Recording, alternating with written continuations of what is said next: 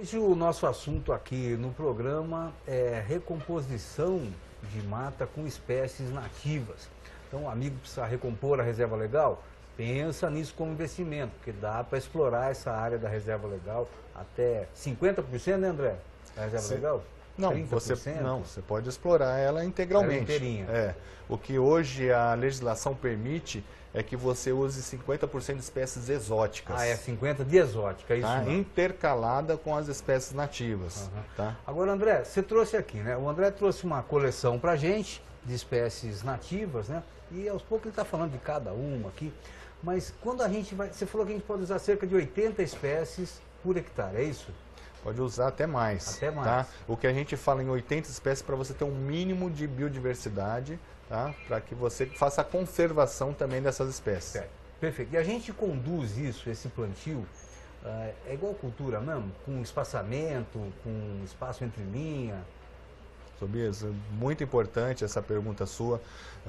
Isso é o que a gente está estudando hoje, tá? A gente sabe que a espécie nativa, ela tem um valor agregado muito maior do que uma espécie exótica. Então, quando o Código Florestal está falando dessa possibilidade de utilização de espécie exótica, né, ele está falando do uso de eucalipto, do uso de seringueira, né, que apesar de ser uma espécie da Amazônia, ela seria exótica aqui para a Mata Atlântica, para o Cerrado, etc.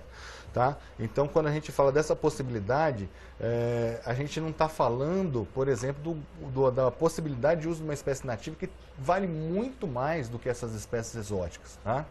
O que a gente está estudando hoje é, por exemplo, isso que você acabou de me perguntar. Qual que é o espaçamento ideal para cada uma dessas espécies? Tá? Então, isso está sendo hoje estudado. A gente já tem uma ideia disso. Então, por exemplo, o mogno, a gente está falando de um espaçamento 5 por 5. Tá? Mas cada uma delas a gente vai ter que chegar no ideal.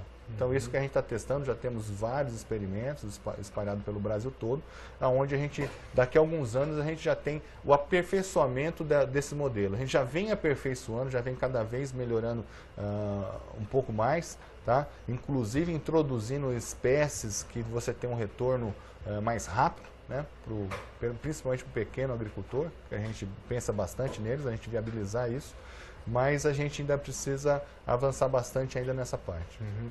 O André, e acontece muito da muda morrer, de perder a muda, ter que replantar, como é que é essa porcentagem aí de perda? Então, isso acontece bastante quando a muda é plantada e é abandonada, tá?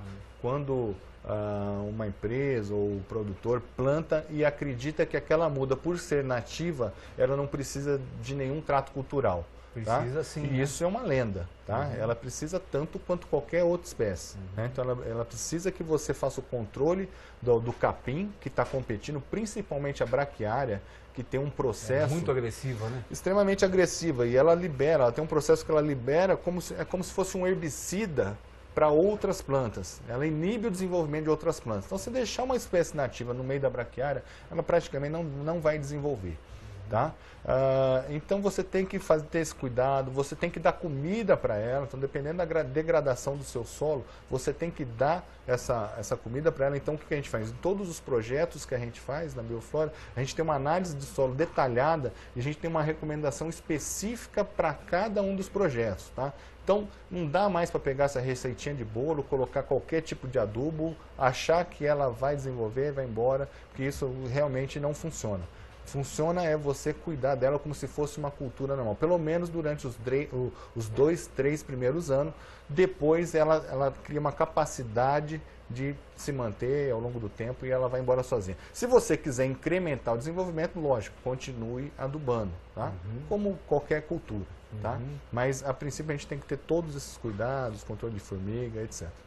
O André, e você já viu uma área recuperada, assim, com 10 anos de recuperada, 5 anos? Deve ser muito bonito, né?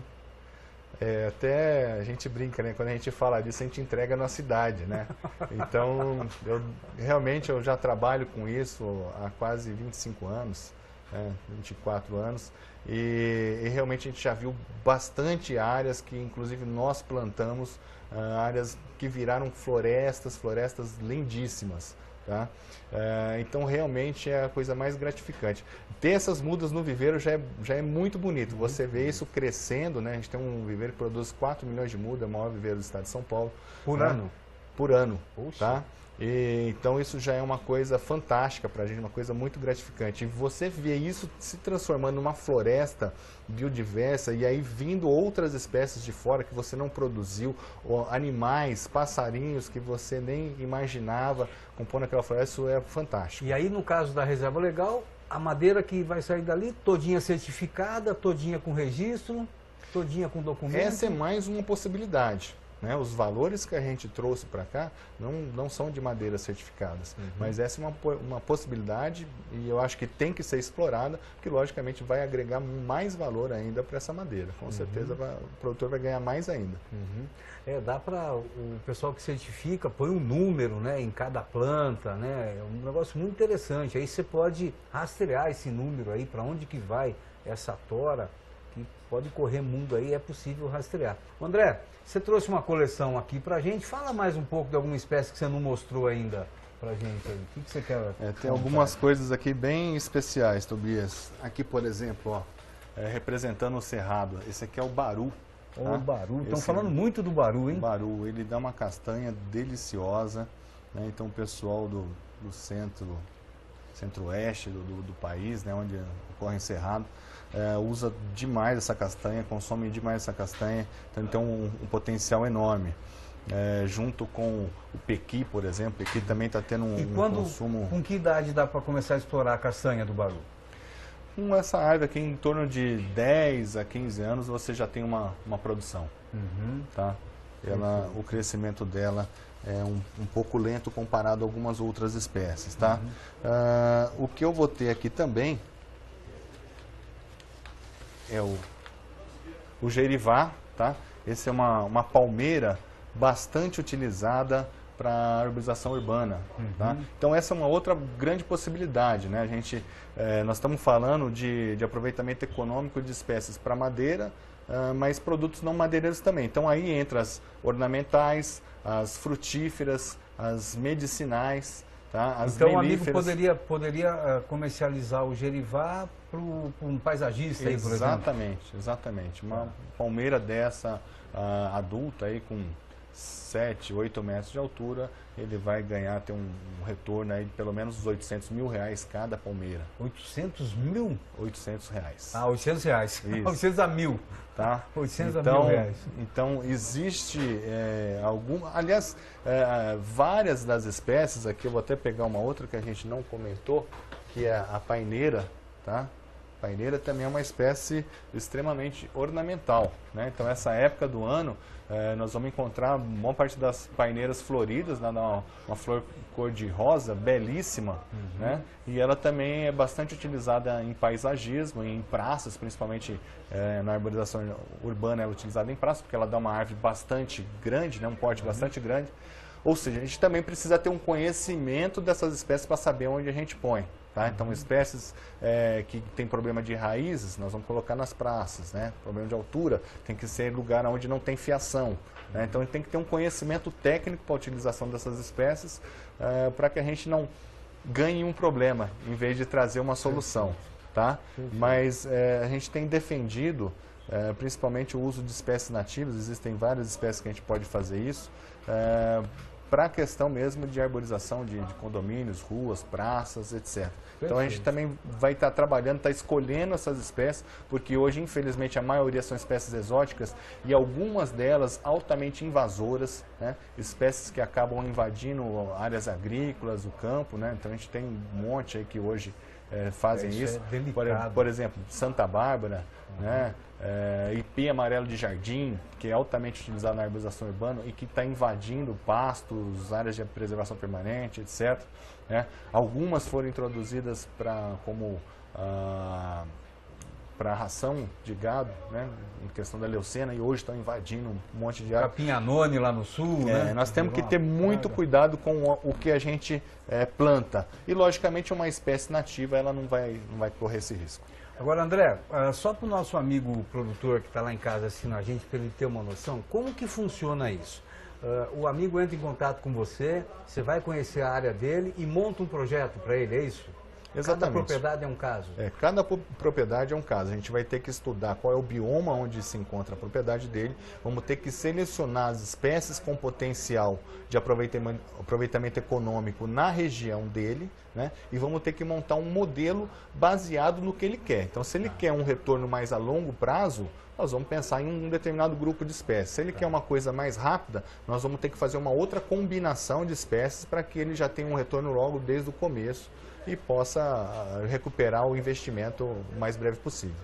Entre a primeira visita do pessoal da Bioflora até o projeto pronto, mais ou menos, em média, quanto tempo? É um projeto que tem que ser bastante pensado. Tá? Então não é um copia e cola, né, como o pessoal costuma dizer, né? Então isso envolve vários pesquisadores da área, cálculos aí para saber espaçamento, para saber rendimento, época em que cada espécie vai estar produzindo, né, dando o seu produto. Então a gente está falando aí de pelo menos 3 a 4 meses, pelo menos, de projeto. Tem as análises de solo para as recomendações adequadas, né? E depois, se o produtor quiser, tem todo o nosso acompanhamento desse projeto, que isso hoje é fundamental, porque você tem um projeto, mas muitas vezes o produtor é leigo em determinados assuntos. Por exemplo, reconhecimento de espécies, né? Então, dificilmente, né, o produtor conhece 150, 250, lógico, ele conhece maruê, ele conhece uma ou outra, mas pode ser que algumas espécies ele não conheça. Então, você precisa adquirir essas espécies de um viveiro idôneo, né, onde você tem a garantia que essa espécie é aquela que ele está te vendendo, né? Então, para isso, hoje, existem algumas normas, né? Existe a Instrução Normativa 56, onde o viveiro tem que ter um RENASEM, tem que ter uma inscrição, tem que ter um responsável técnico. E mesmo assim, você precisa ter muito cuidado para não estar comprando gato por lebre. Perfeito, isso é muito importante, né? Não comprar muda doente, não comprar muda sem procedência. Então, o André oferece essa muda aí com todas as referências possíveis. André, para o amigo lá que está em casa, deixa aí para a gente uma página internet, um número de telefone, quem quiser fazer contato com você ou saber mais sobre a Bioflora. Ok, obrigado. O nosso site é o www.viveirobioflora.com.br e o nosso telefone para contato é o 19, o DDD, fica em Piracicaba, o 3414-2021. Quem quiser aparecer lá, conhecer o viveiro, tá? Estamos de portas abertas aí para recebê-los. Perfeito. Para a gente finalizar mesmo, bem rapidamente agora, dá alguns valores para a gente do valor do metro cúbico de algumas plantas que você tem de cabeça, de algumas árvores que você tem de cabeça aí, o valor do metro cúbico. Tá, Jacarandá da Bahia, né, que é o top aí, nós estamos falando de R$85 mil o metro cúbico, né? A gente tem a peroba em torno de 40, 50 mil reais o metro cúbico, os ipês em torno de 10 a 15 mil reais o metro cúbico, né? E varia mais ou menos nessa faixa aí, todas as outras. Perfeito. Olha, André, muito obrigado pela sua visita aqui. Sempre que você tiver tempo, passar por São Paulo, vem ensinar mais pra gente aqui sobre recomposição com nativas. Viu? Eu agradeço, Tobias. Muito obrigado. Foi um prazer estar aqui com vocês. A gente que agradece demais. O programa de hoje vai ficando por aqui. Um abraço para todo mundo e até o nosso próximo encontro.